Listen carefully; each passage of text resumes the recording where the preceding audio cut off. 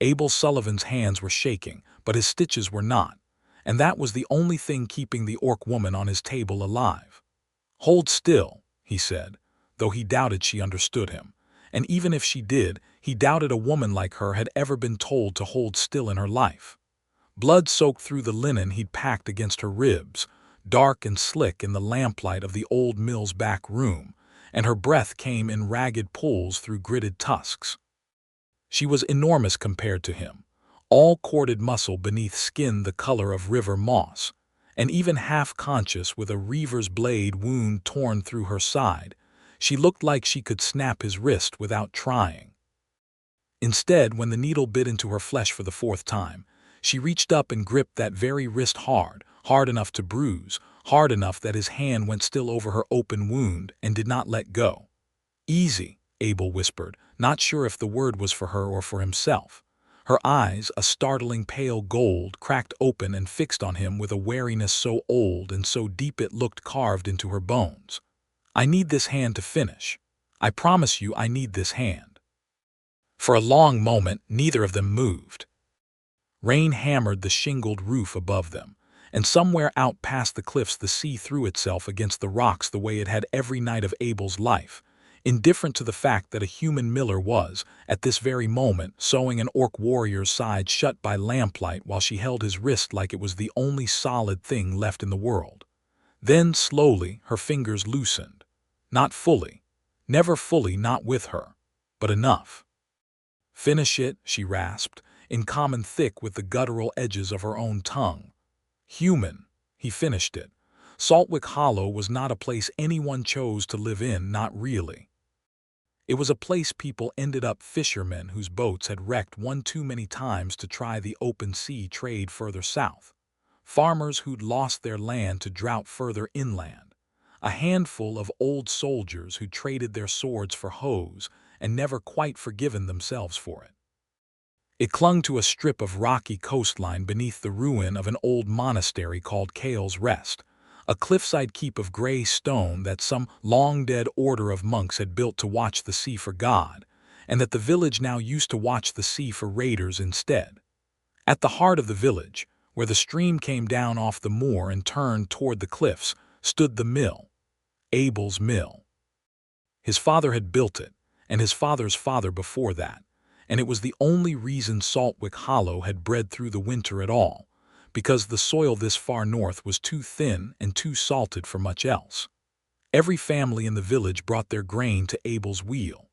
Every loaf on every table owed something to the sound of that water turning that stone. And so, in the quiet way of small, hard places, Abel Sullivan had become something like the heart of the town without ever asking to be. He had not asked to be its surgeon either. That had happened by accident, the way most important things in his life seemed to. His mother had been a healer, back before the fever took her, and she taught him her craft the way other mothers taught their sons to fish, patiently, and because there was no one else to do it. When old Ferris the physician had died 3 winters back and no replacement had ever bothered to come so far north, it was Abel's steady hands and Abel's memory of his mother's stitching that the village turned to when someone's arm caught in the thresher, or a fisherman came home with a hook through his palm. He had never called himself a surgeon. The village had started calling him one anyway, and eventually the word stuck the way flour dust stuck to everything in his life. He had found the orc woman 2 hours before dawn, collapsed in the shallows where his mill stream met the tide pools, one hand still curled around the hilt of a broken hand axe, the other pressed uselessly against a wound in her side that had already turned the water pink for a yard around her. He should have run for the Reeve. He should have run for the guard.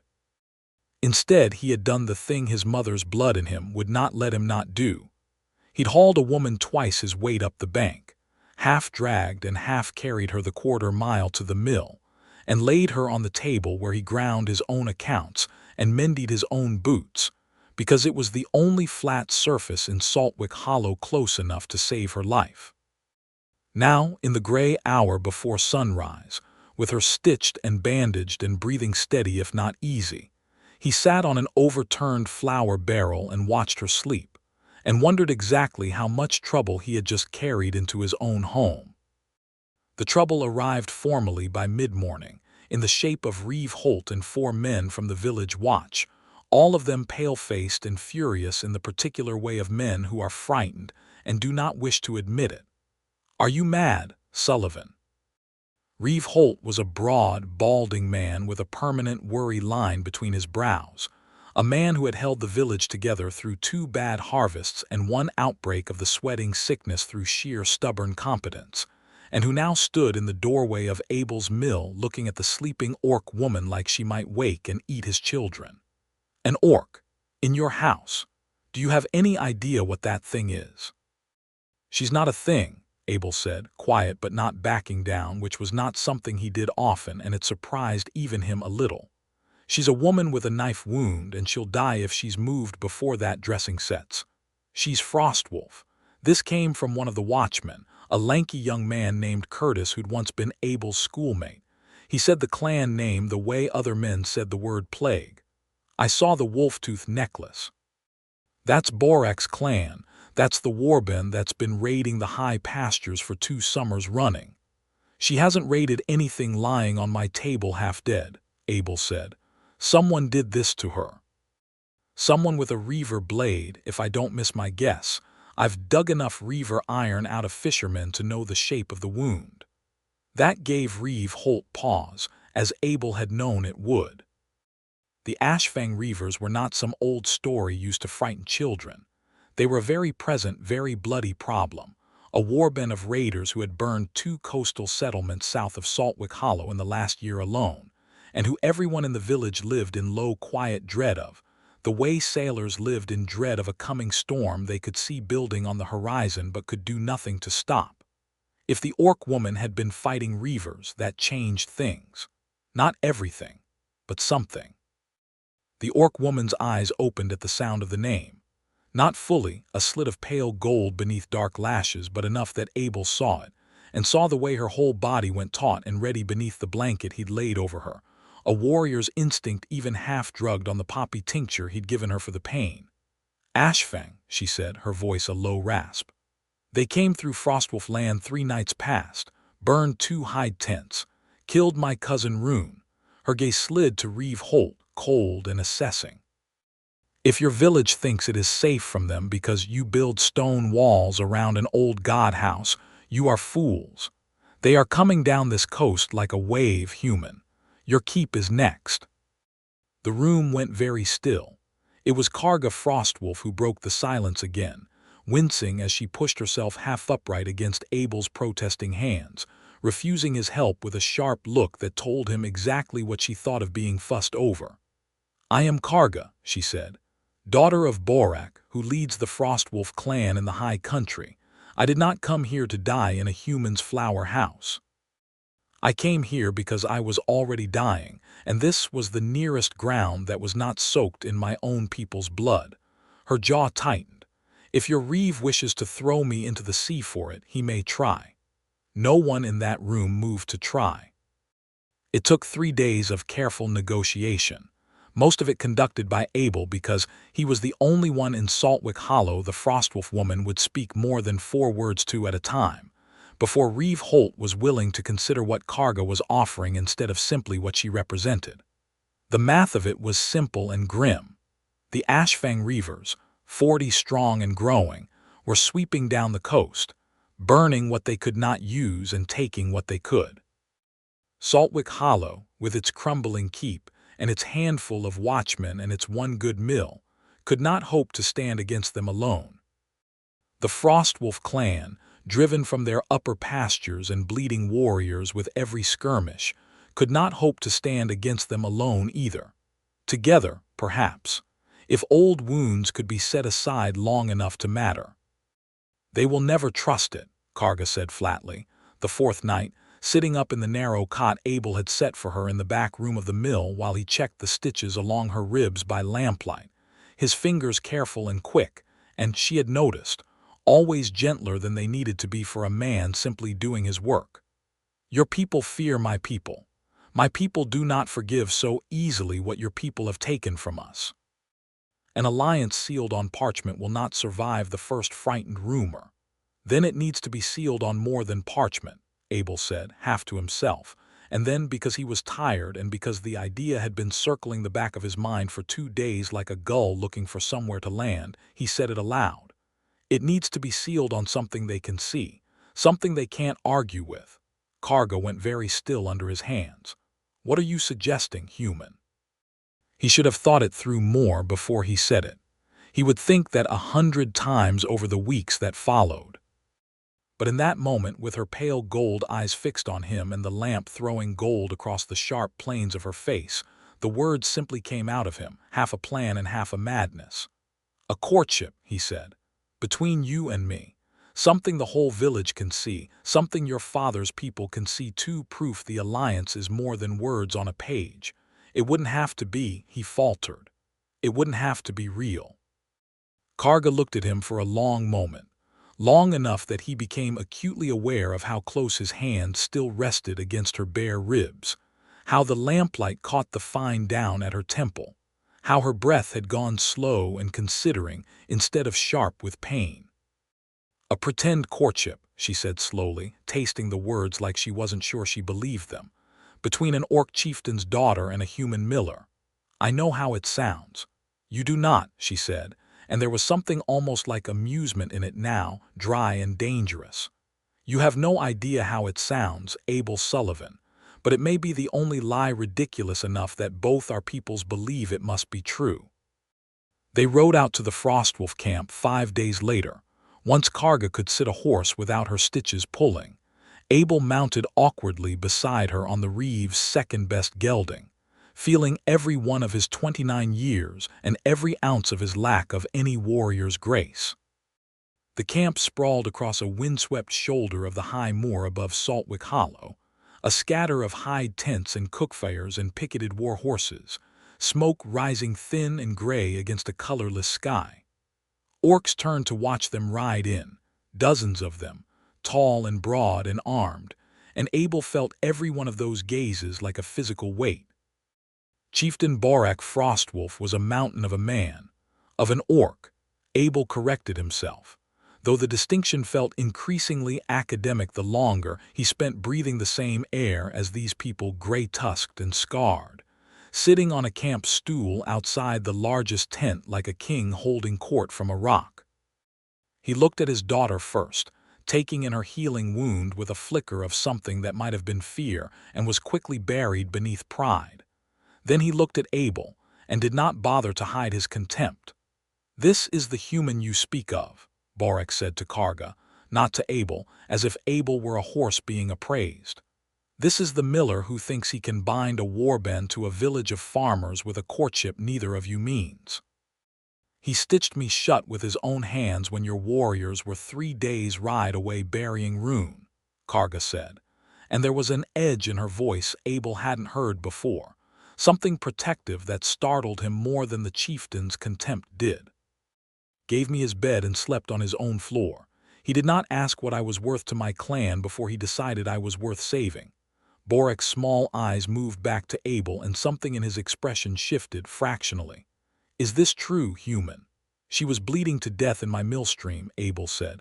"I didn't stop to check her pedigree." A long silence. Then unexpectedly Karga laughed, a short, rough bark of a sound. At least he has no talent for flattery. That is something." He looked between them, considering, and Abel had the uncomfortable sense of being weighed on a scale he could not see the markings of. "Very well. The Reavers are a wound in both our sides. If a false courtship between my daughter and your miller will bind your Reeve spears to my warband's axes, I will not stand in the way of the lie. But know this, human." He leaned forward and his voice dropped, low and grave. "My daughter has turned away 3 suitors of our own clan who wish to court her honestly. If you shame her with this pretense, if you use her name carelessly among your people, I will personally see to it that you learn exactly how an orc chieftain settles insults." "I understand," Abel said and meant it. Karga said nothing at all, but Abel noticed, riding back down off the moor in the fading light, that she kept glancing at him sideways, as if trying to work out a puzzle whose pieces did not quite fit the shape she'd expected.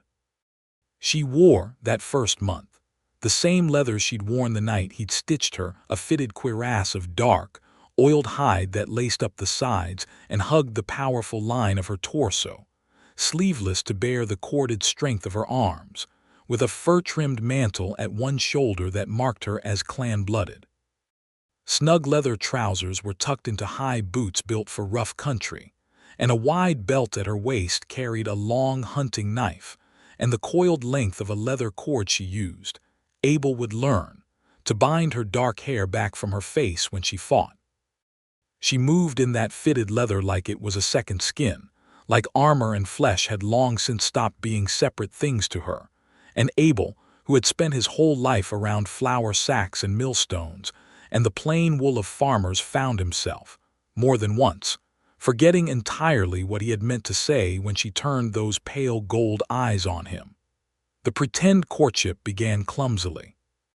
Reeve Holt announced it at a village gathering with the strained cheer of a man selling something he did not believe in, and the villagers received the news with exactly the mixture of fear, disbelief, and muttering suspicion Abel had expected. Old Widow Renner spat on the ground when Karga walked past. Children were pulled indoors.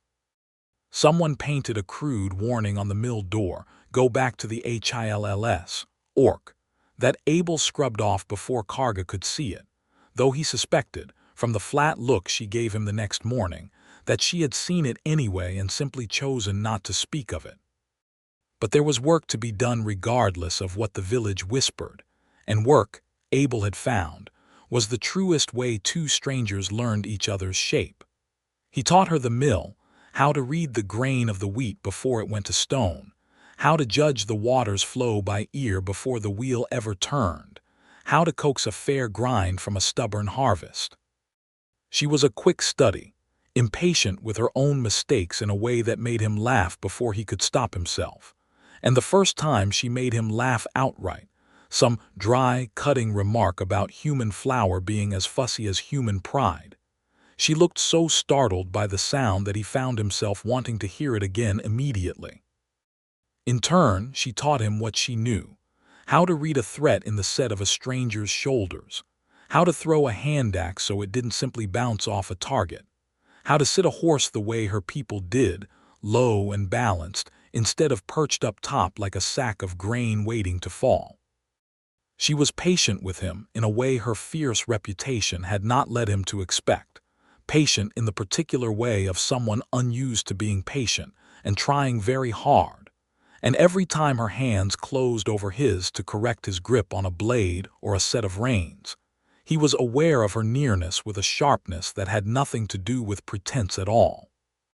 "You are terrible at this," she told him one afternoon on the cliffs above the village, after his third attempt at her people's knife throw sent the blade skittering harmlessly off a fence post.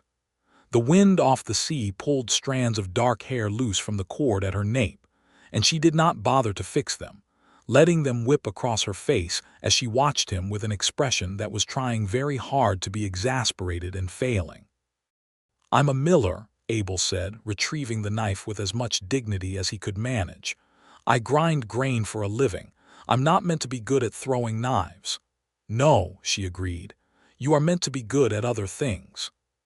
She said it simply, without any particular weight behind it, and yet something in Abel's chest turned over anyway. "Like what?" he asked, before he could think better of it. Karga considered him for a long moment, the sea wind whipping between them, her pale eyes moving over his face with an attention that made his skin feel too warm despite the cold coming off the water. "Like being kind to something that had every reason to expect cruelty from you," she said finally. "That is not a small thing, human. Do not mistake it for one." He did not have an answer for that. He simply stood there, the useless knife in his hand, and let her walk past him back toward the village, close enough that her shoulder brushed his, and told himself very firmly that the warmth spreading through him was nothing more than the exertion of the day. He told himself that for 3 more weeks. He stopped believing it the night of the first storm. It came in off the sea without much warning. the way the worst storms on that coast always did. Black clouds swallowing the last of the daylight, while the wind screamed up the cliff face like something wounded. Abel had gone up to the old keep to help secure the shutters on the grain stores kept there. Kale's Rest doubled as the village's storehouse in bad weather, its thick monastery walls better suited to keeping out wind and thieves alike than any of the cottages below. And Karga had come with him, ostensibly because Reeve Holt wanted the Frostwolf woman seen doing useful work for the village. And in truth, Abel suspected, because she had simply wanted to come. They were still up on the exposed cliff path when the worst of the storm broke, rain lashing sideways, the narrow track slick with mud and loose scree. Abel's foot went out from under him on a patch of wet stone, and for one sickening instant the whole dark drop to the rocks below yawned up at him. And then a hand like an iron band closed around his forearm and hauled him bodily back from the edge, and he found himself pressed flush against Karga's chest, her arms wrapped fully around him, her heart hammering hard enough that he could feel it through the sodden leather of her cuirass. "Careful, fool," she said, but her voice shook just slightly in a way her hands did not. They stood like that a moment too long. Long enough for the rain to plaster his hair to his forehead, long enough for her hood to fall back and expose the sharp, beautiful lines of her face to the storm, long enough for Abel to become entirely, achingly aware that her mouth was inches from his and that neither of them had made any move to step back. "Karga," he said, and it came out rough, half a question. "This is not part of the arrangement," she murmured, and he could not tell if it was a warning or an invitation. "No," he agreed. "It isn't." Neither of them moved away. It was Abel in the end who closed the distance, some reckless courage born of rain and near death, and weeks of wanting a thing he had told himself. He had no right to want finally overriding his good sense, and Karga did not pull back. Her hand came up to fist in the front of his rain-soaked shirt, pulling him in rather than pushing him off, and when their mouths met, it was nothing like the careful, pretend thing they had built for the village's benefit. It was hungry and startled and fierce, her tusks a strange new sensation against his lip that he found, absurdly, he did not mind at all, and when they finally broke apart both of them were breathing like they'd run the length of the cliff path twice over. That, Karga said unsteadily, was not pretending. "No," Abel admitted. "It really wasn't." They stood there in the howling storm, soaked through, foreheads nearly touching, and neither of them said the word that hung between them, the word that would have made it real in a way that terrified them both her. Because Frostwolf women did not give their hearts lightly, and certainly not to men who could be crushed by an angry hand. Him, because he had spent his whole quiet life being the man nobody looked at twice, and some old, wounded part of him did not yet trust that a woman like Karga Frostwolf could want him and mean it. But from that night on, the pretense between them wore thinner every day, until there was hardly any pretense left at all. Word of the alliance, and inevitably of the courtship, traveled faster than either of them anticipated, and not everyone received it with Reeve Holt's grudging pragmatism. Among the Frostwolf clan, a warrior named Thok, broad-shouldered and proud, had been one of the suitors Karga turned away before Abel had ever appeared, and he took the news of her human courtship as a personal insult too large to swallow quietly. He rode down to Saltwick Hollow uninvited on a gray morning 3 weeks after the storm, planting his horse in the village square and demanding, in a voice loud enough to draw half the town from their cottages, that Karga Frostwolf explain why she shamed her clan with a weakling human when true orc warriors had offered her their axes. Karga met him in the square with her chin high and her hand resting, unhurried, on the hilt of her knife. "I do not answer to you, Thok," she said. "I never did." "You answer to your father's honor," Thok snarled, "which you are dragging through human mud for a man who cannot even lift an axe properly." His eyes flicked to Abel, who had come out from the mill at the commotion, flour still dusting his forearms, and something contemptuous curled his lip. "This is what you choose over me." Abel felt every eye in the square turn to him, felt the old familiar weight of being found wanting, and something in him, something that had been growing quietly all these weeks under Karga's steady, unflinching regard refused to shrink from it the way it once might have. "She didn't choose you," Abel said, stepping forward, "because she doesn't want you, and that's the whole of the matter. It's not about axes, Thok. It's about who's actually worth choosing." It was a small thing, a handful of plain words said with a steadier voice than he felt, but he saw something shift in Karga's expression as she looked at him, surprise, and beneath the surprise, something warmer that she did not bother to hide quickly enough. Thok did not stay to argue further. He wheeled his horse and rode back up toward the moor, spitting one last insult over his shoulder that Abel did not catch and Karga did not translate. But the damage of the confrontation lingered in the village regardless, feeding the whispers that had never fully died. That the orc woman would tire of her human pet soon enough, that the Alliance was a house built on sand, that Saltwick Hollow was gambling its survival on the fickle heart of a warrior woman who had no reason to stay loyal to any of them. Abel told himself the whispers didn't matter.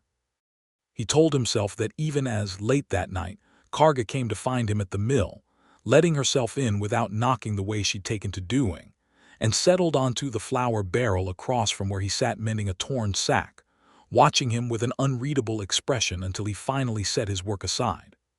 "What Thok said," she began, then stopped, frustration crossing her face at her own hesitance, a rare enough thing in her that Abel found himself leaning forward, wanting to hear the rest of it. "He was not entirely wrong to be angry. I did turn him away. I turned away every warrior my father put before me, because none of them ever looked at me the way you did that first night, stitching my side while your hands shook and you never once let it show in your voice." She looked at him steadily. "I did not expect to want a human, Abel Sullivan. I have spent my whole life being told your people are not worth wanting. I find I resent how wrong that was." Abel's chest felt too full for words for a long moment. When he finally found them, they came out rougher than he intended. "I've spent my whole life being the man nobody looks at twice," he admitted. "The miller, useful, dependable, forgettable. I didn't expect a warrior woman who could kill me with one hand to be the first person who ever made me feel like—" He stopped, embarrassed, but Karga's gaze did not let him look away. "Like what?" "Like I was worth choosing," he said quietly, echoing his own words to Thok without quite meaning to. Karga crossed the small space between them, and this time there was nothing hesitant in it at all. She took his face in both her large, calloused hands, tilting it up to meet her eyes, and the kiss she gave him was slow where the storm kiss had been desperate, deliberate where it had been reckless, and somehow it frightened him more, because it felt like a promise instead of an accident. "Then let this be truth between us," she murmured against his mouth, "whatever lie we still tell the rest of the world." 2 nights later, she pressed something into his palm as they sat together on the cliff above the mill, the sea a black, restless sheet below them under a sky full of hard, cold stars. It was a braided cord of dark leather, worked through with a single gray wolf's tooth, and Abel recognized it, from things Karga had told him of her people, as a courting token. The kind a Frostwolf warrior gave when she meant to claim a mate before her whole clan, not the kind given lightly, and certainly not the kind given for the sake of a political fiction. "This is not pretend," she said, watching his face as he turned the cord over in his fingers. "I want you to understand that, Abel. Whatever we tell your Reeve or my father to smooth the path of this alliance, she nodded at the cord, "this is real. I am not a woman who gives her mark to men she does not mean to keep." His throat had gone tight. "Karga, I have nothing like this to give you. I'm a miller. I don't have clan customs or courting tokens. I only have what?" He thought of his mother's old healer's satchel, the one thing of value he owned that meant anything at all, the needles and thread and careful hands that had saved her life the night they met. "I only have what I am," he said finally. "Whatever that's worth to you." Karga took the cord from his hands and tied it herself around his wrist, the same wrist she had gripped weeks ago, while he stitched her side shut and did not let go of his hand once it was done. "It is worth everything," she said. "It is worth more than any axe my father's warriors have ever lifted."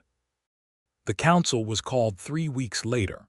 Once word reached Saltwick Hollow that the Ashfang Reavers had raised a fishing village 2 days' ride south, and were marching, unmistakably now, up the coast toward Kale's Rest.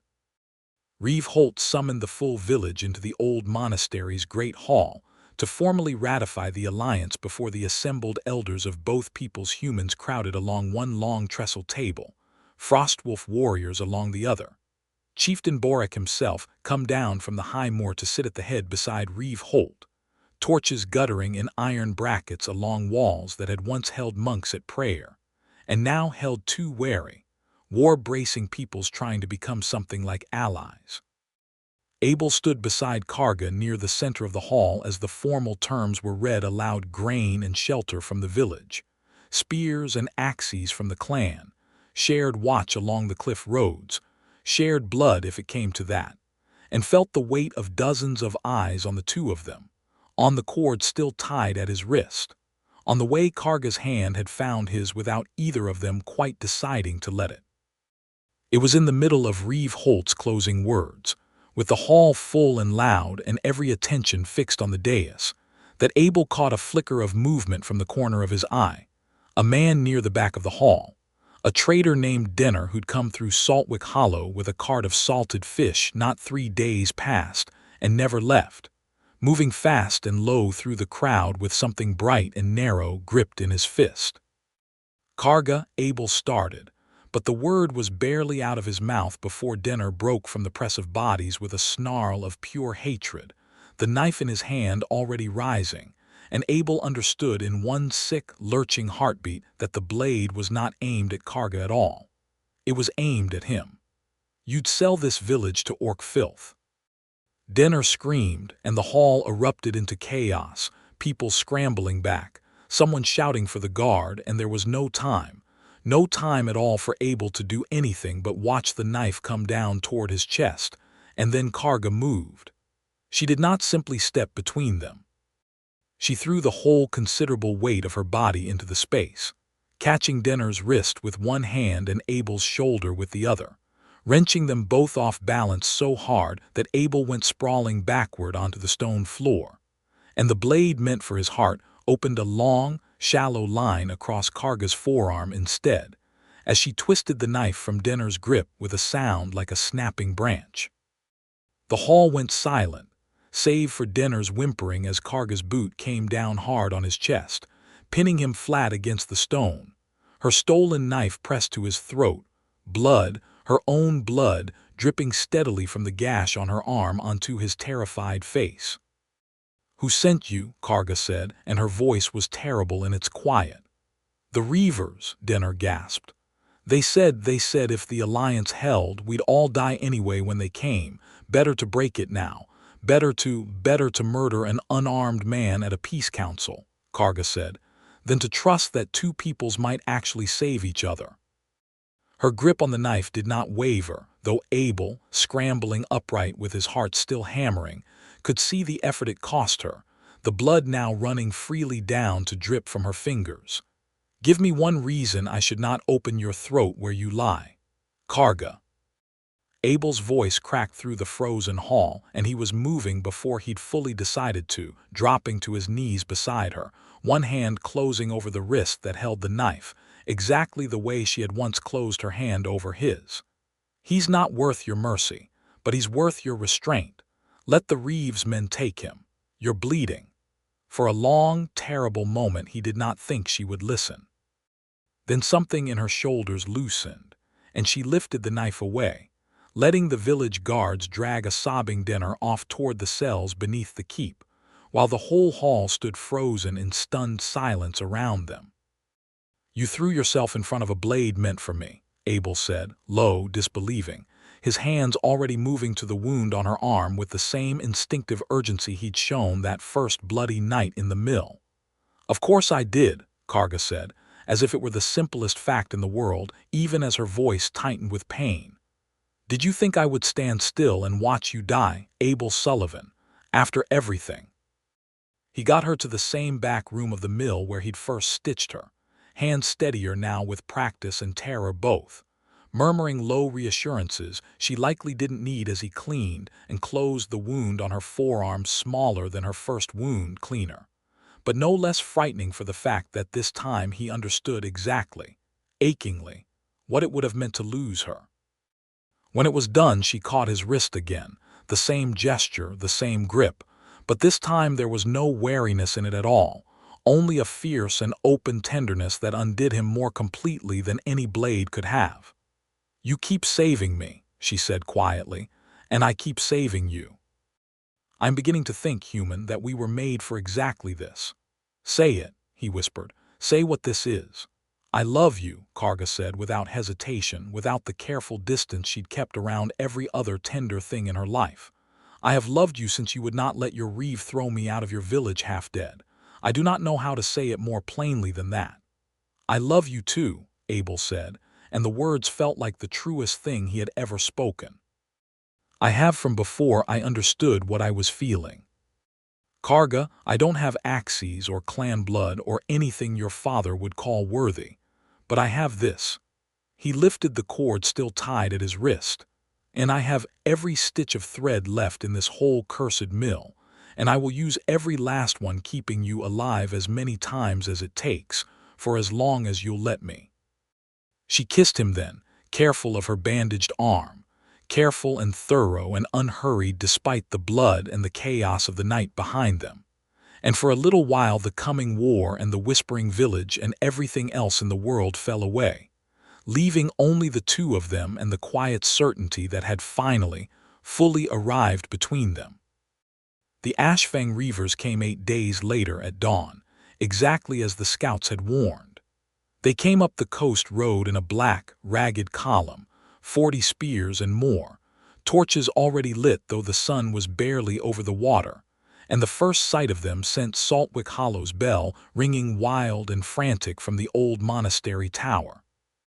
Abel was at the mill when the alarm went up, and his first instinct, the instinct of a man who had spent his whole life protecting the one thing that fed his village, was to run for the wheel, to think of some way to save it, before Karga's hand closed hard around his arm.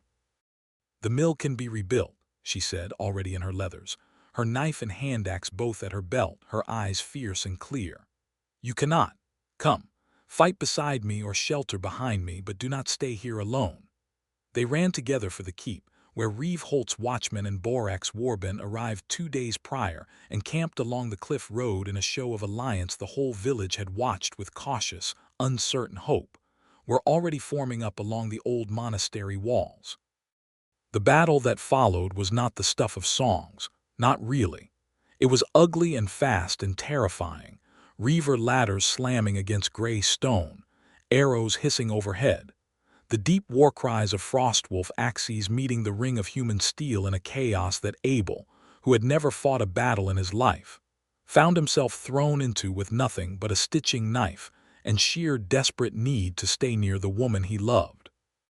He did not fight, not really.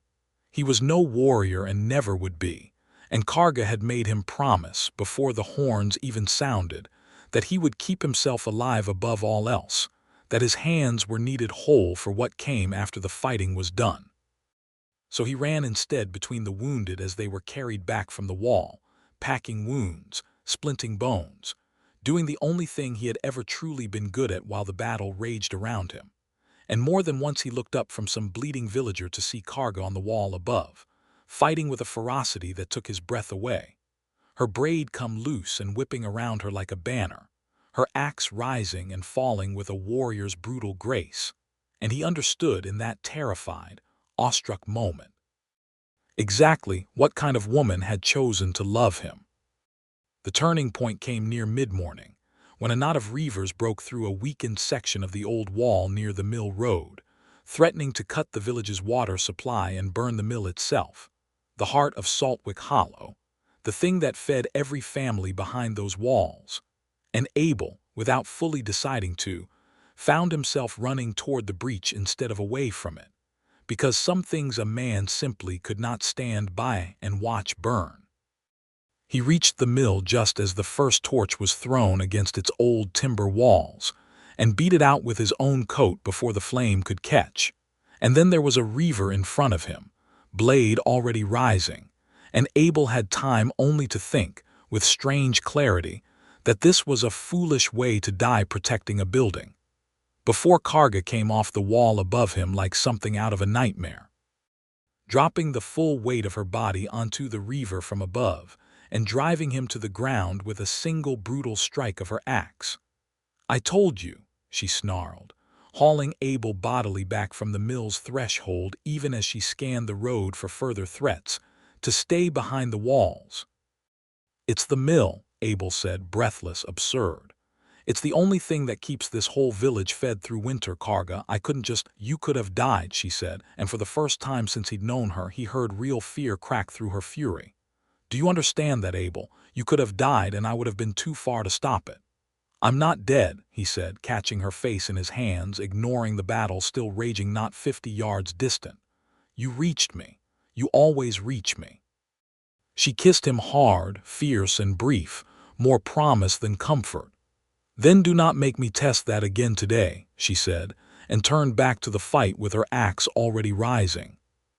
The battle broke by midday, the Reaver line finally shattering under the combined weight of human spears and Frostwolf axes fighting, for the first time in living memory, as one force instead of two suspicious strangers. And when the last of the raiders fled back down the coast road, leaving their dead and their broken ladders behind, a cheer went up from the walls of Kale's Rest that Abel would remember for the rest of his life, a sound that belonged to no single people, but to all of them together. The village gathered 3 days later, once the wounded were tended and the dead were buried and the mill wheel, scorched but unbroken, had been coaxed back into its steady turning, in the great hall of Kale's Rest for a feast that was meant, ostensibly, to celebrate the Alliance's victory. Reeve Holt stood to speak first, praising the bravery of both peoples, and Chieftain Borak stood after him, his voice thick with something like genuine respect as he spoke of humans who had bled beside his warriors and proven themselves, at last, worthy of trust. It was Karga who rose last, and the hall quieted the way it had that terrible night weeks before, though this time the silence was expectant rather than fearful. "Many of you believed the courtship between myself and this man was a lie built to serve an alliance neither people truly wanted," she said, her voice carrying clear and strong across the crowded hall, one hand finding Abel's without hesitation, without any pretense left in it at all. "I will not pretend that is not how it began. But I stand before my father, before my clan, before this entire village that once painted warnings on this man's door." She did not look away as several villagers shifted, uncomfortable. "And I tell you plainly, so there is no more room for doubt or whisper. I love Abel Sullivan, not for the sake of any alliance, not because my father commanded it or your Reeve arranged it. I love him because he stitched me shut with his own trembling hands the night I had every reason to expect a human would let me die, and because he has thrown himself between me and death more than once since, though he has no warrior's strength to spare for it, only a stubborn and unbreakable heart. I am Karga Frostwolf, daughter of Chieftain Borak, and I choose this man freely before all of you, as my mate before my clan's law and this village's witness both. Let any who doubt it say so now, or hold their peace forever." The hall was utterly silent. Abel, his heart pounding so hard he thought the whole room must hear it, rose to stand beside her, the wolf-tooth cord still tied at his wrist where it had not left since the night she'd given it. "I'm not a warrior," he said, his voice unsteady but carrying nonetheless. "I'm a miller. I grind grain for a living, and until a few months ago the most dangerous thing I ever did was set a broken bone. But I love this woman more than I have ever loved anything in my life, and I would rather stand beside her as an equal, unworthy as some of you might think me, than live 100 safe years without her. If that is not enough for this village, then I am sorry, but it will not change what is true." For a long, breathless moment, no one spoke. Then Reeve Holt, of all people, rose to his feet, his broad, worried face breaking into something almost like a smile. I have watched this village survive on Abel Sullivan's bread, and Abel Sullivan's stitches for years without ever once thanking him properly for either, he said. I have also watched a Frostwolf warrior bleed to save his life in this very hall not 3 weeks past. I do not know what your clan's laws say, Chieftain Borak, but by the laws of Saltwick Hollow, there is no doubt left in me at all. Chieftain Borak studied his daughter for a long moment, and then slowly inclined his great head. My daughter has never once done what was expected of her, he said, not unkindly. I do not see why she should begin now. Frostwolf blood does not require its mates to carry an axe, only a heart strong enough to stand beside one who does. His gaze moved to Abel, and something almost like approval settled there. You have my blessing, human. Do not make me regret it. The cheer that rose through the hall then was not the cheer of a battle one, but something warmer, something that felt to Abel like the sound of a door finally opening after a long, cold winter. Villagers who had painted warnings on his door now raising their cups. Frostwolf warriors who had eyed him with suspicion now pounding their fists against the trestle tables in approval. Karga's hand tight and sure in his own as the whole hall dissolved into celebration around them. Later, once the feast had wound down and the torches burned low, they climbed together to the cliff path above the mill, the same path where a storm had first stripped away every pretense between them, and stood watching the sea turn silver under a rising moon. No more lies to tell, Karga said softly, leaning into him, her injured arm healed now to a thin, pale scar she wore. She'd told him, like a badge rather than a wound. No more pretending for the village or for ourselves. No more lies, Abel agreed. He turned the wolf-tooth cord at his wrist between his fingers, thinking of the night it had begun, her hand gripping his while his needle worked, neither of them yet understanding what that grip would come to mean. Just this, just us. Just us, she echoed, and kissed him there on the cliff top with the whole sea and sky as witness. No fear left in either of them, no doubt left in the village below, only the steady, certain warmth of two people who had found, against every hard old rule of their two peoples, exactly where they were meant to be. The mill turned on below them in the dark, steady and unbroken, grinding out the bread that would feed both villages through whatever winter came next. And Abel Sullivan Miller, reluctant surgeon, and at long last, a man thoroughly and unmistakably chosen, held the woman who had chosen him, and did not for one single moment imagine wanting to be anywhere else in the world. They were married that spring, not with any grand ceremony but with a simple binding of hands before both the village and the clan, Karga in her fitted leathers still, wolf-tooth and mill thread twined together at last around both their wrists. And if anyone in Saltwick Hollow still harbored doubts about an orc warrior and a human miller, they kept those doubts to themselves from that day forward, because there was no arguing with the sight of the two of them together, her strength and his steadiness, her fire and his patience, two halves of something neither of them had known they were missing until the night a stitching needle and a desperate grip on a trembling wrist had bound them together for good.